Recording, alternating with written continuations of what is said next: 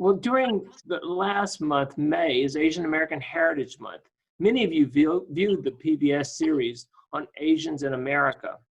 The series documented the racism aimed at Asians, beginning with the Chinese Exclusion Act, including the detention of Japanese Americans during World War II. But yet many credit the death of Vincent Chin as the awakening of the Asian American community's activism. Helen Zia was at the center of that call for justice. Helen is an award-winning journalist, author, and activist living in the San Francisco Bay Area. Recently, we commemorated the 38th anniversary of Vincent Chin's death. Helen, could you give us a brief reminder of what happened to Vincent Chin and also how you see Asian activism today? Well, certainly, and thank you, Gordon, and thank you to the whole Houston and Texas community for putting on this a very important recognition of all of the frontline workers, and especially the heroes. So today, there's the commemoration that took place to recognize with the Lily and Vincent Chin Advocacy Award, Zach Owens and Bernie Ramirez, who saved the families' lives. And I have to thank Reagan also, as a part of the Asian American community for stepping in and helping this family out.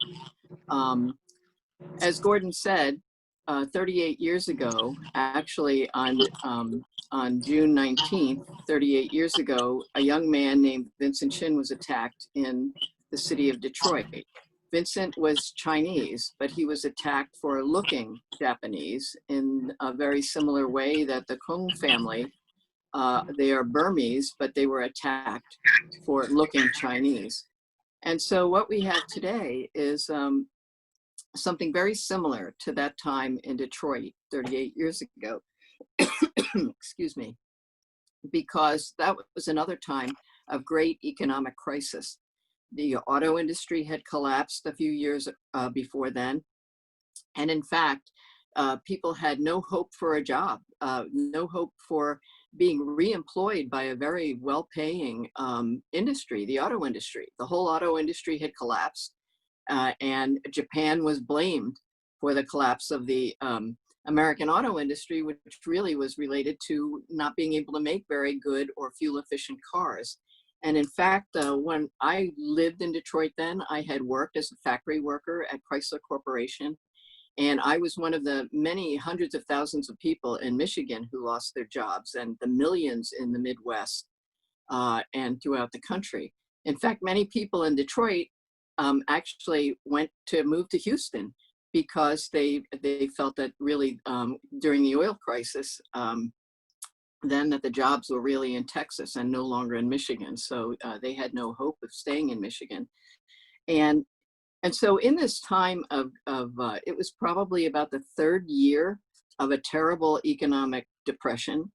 And so right now we're at the, really the beginning of a pandemic, but really a global recession that we know, at least right now it's called a recession. And so in that third year of that depression, people were frustrated. People were miserable, suffering. I was one of them. There was no idea that we would ever get back to making a living wage the way it had been there. And so with the collapse of the auto industry, Japan was blamed. Why were they blamed? Because they made fuel efficient, high quality cars. And here's the thing, so did Germany. Volkswagens were also very popular, but Germans don't look all that different. German Americans don't look all that different from I guess the, mainstream of Americans. And so the target was anybody who looked Japanese. And unfortunately for a young man named Vincent Chin, who was 27 years old, out for his bachelor party, he ran into at the bar that the party was at, two white auto workers who were not unemployed, by the way, but looked at him and started uttering racial slurs and blaming him for the fact that they had friends who were out of work. I would say what they said, except it's pretty crude. And anyway, by the end of that night, on June 19th, some of Vincent's brains were on the street.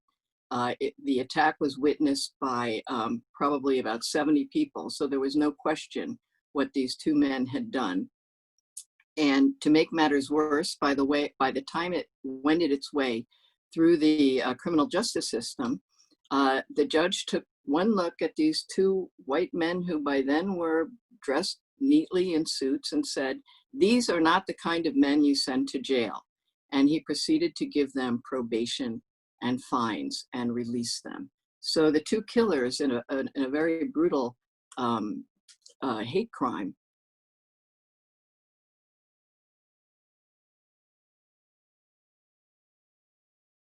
percent African American, to say, "These are not the kind of men you send to jail." That just set the whole city off, as well as Asian Americans who felt like, okay, we already knew we had a target on our heads.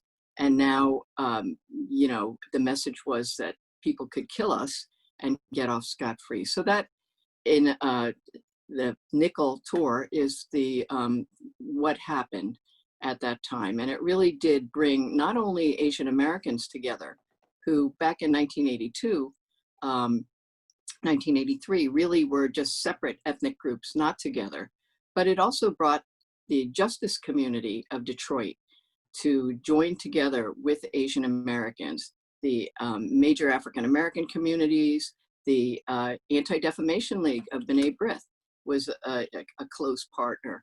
So were Arab American communities, which, in Detroit area has the largest Arab American community outside of the Middle East.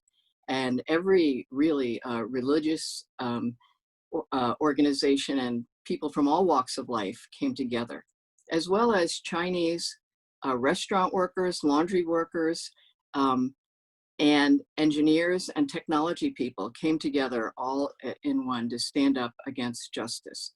It was a much smaller movement than what we see today to stand up for George Floyd and all of the people who have been killed in, state violence against the African American community. But it was all, in fact, the same movement to stand up for justice, for people to be able to live without fear of violence or having their lives taken away from them. So even though they are different times and, different names, really it was a very similar movement. And if I could just say one other thing, the fact that the Lily and Vincent Chin Advocacy Award is being made to these, honor these heroes, it does not mean that the Lily and Vincent Chin estate endorses customs and border policies on our southern border, or it does not endorse the sale of deadly weapons over the counter. So I just want to say that the name is to recognize these heroes who saved people who were the target of hate. So anyway, that's what that time was. Thank you very much, Helen.